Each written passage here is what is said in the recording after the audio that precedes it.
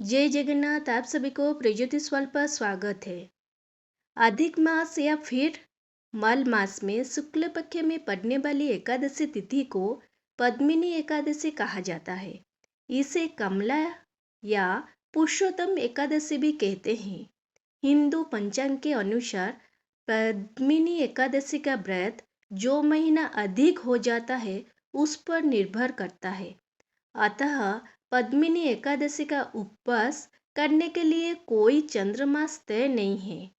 अधिक मास को लीप के महीने के नाम से भी जाना जाता है। अभी चलती जानिए पद्मिनी एकादशी पूजा एवं व्रत की विधि। पहले पात्र स्नानादि से निर्वृत होकर भगवान विष्णु की विधि पूर्वक पूजा करें। निर्जर व्रत रखकर विष्णु पुराण का श्रवण अथवा पाठ करें। रात्रि में भजन कीर्तन करते हुए जागरण करें।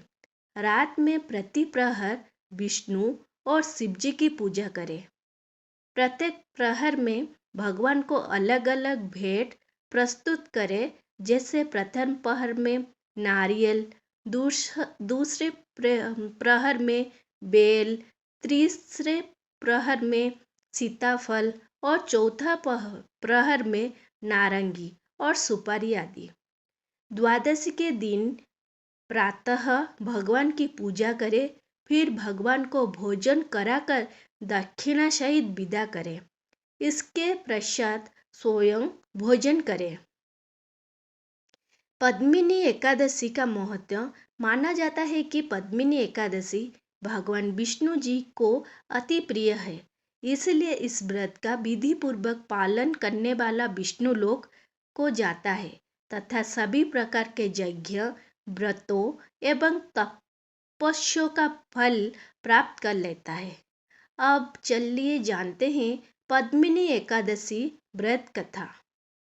धर्मराज युधिष्ठिर बोले, हे जनार्दन, अधिक मास के शुक्ल पक्ष की एकादशी का क्या नाम है तथा उसकी विधि क्या है? कृपा करके आप मुझे बताइए।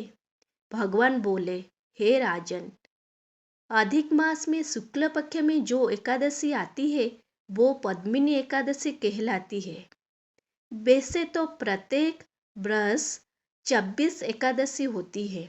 जब अधिक मास या मल मास आता है तब इनकी संख्या बढ़कर 26 हो जाती है।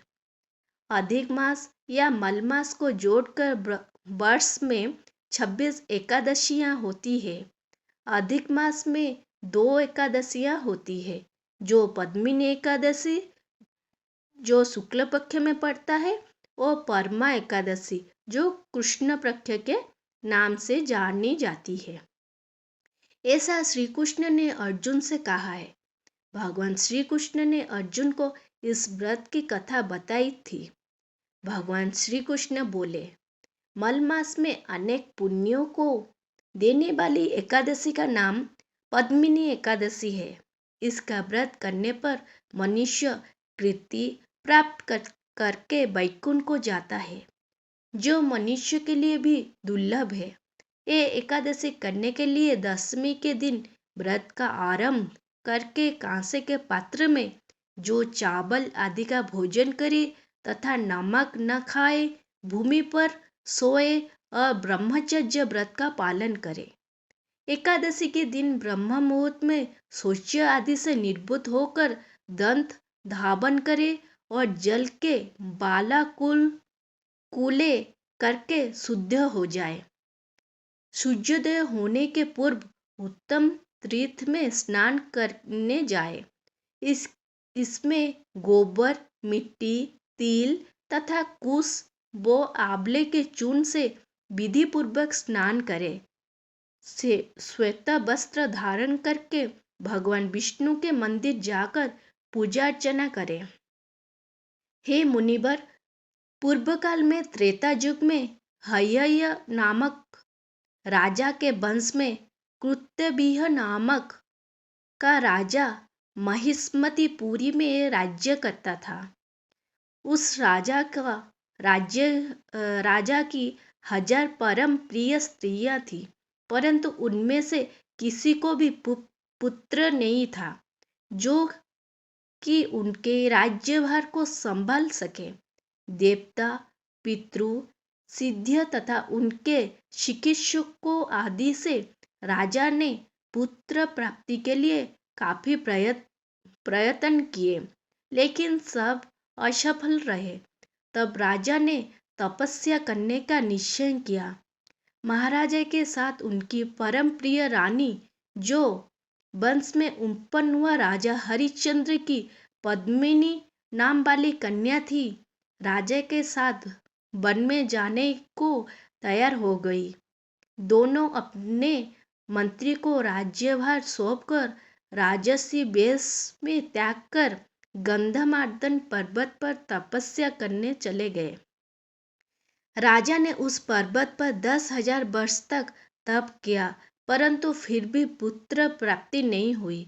तब पतिव्रता रानी कमल नयनी पद्मिनी से अनुसया ने कहा, 12 मास से अधिक महत्वपूर्ण मलमास होता है, जो 32 मास पश्चात आता है। उसमें द्वादशी युक्त पद्मिनी शुक्ल पक्ष की एकादशी का जागरण समेत व्रत करने से तुम्हारी सारी मनोकामना पूर्ण होगी। इस व्रत करने से भगवान तुम पर प्रसन्न होकर तुम्हें शीघ्र ही पुत्र देंगे। रानी पद्मिनी ने पुत्र प्राप्ति की इच्छा से एकादशी का व्रत किया। वो एकादशी को निराहार रहकर रात्रि जागरण करती। इस व्रत से प्रसन्न होकर भगवान विष्णु ने उन्हें पुत्र प्राप्ति का वरदान दिया। इसी के प्रभाव से पद्मिनी के घर कात्यायन उत्पन्न हुए, जो बलवान थे और उनके समान तीनों लोकों में कोई बलवान नहीं था। तीनों लोकों में भगवान के सिवा उनके जीतने का सामर्थ्य किसी में नहीं था। सो हे नारद, जिन मनुष्य ने मलमास शुक्ल पक्ष एकादशी का व्रत किया, जो संपूर्ण कथा को पढ़ते या सुनते हैं, वे भी यश के भागी होकर विष्णु लोक को प्राप्त होते हैं। आशा करती हूँ पद्मिनी एकादशी के व्रत कथा आप सभी को अच्छा लगा होगा। अगर अच्छा लगा है तो जल्दी से इस चैनल को लाइक, शेयर एंड सब्सक्राइब कर दीजिए। नमस्कार।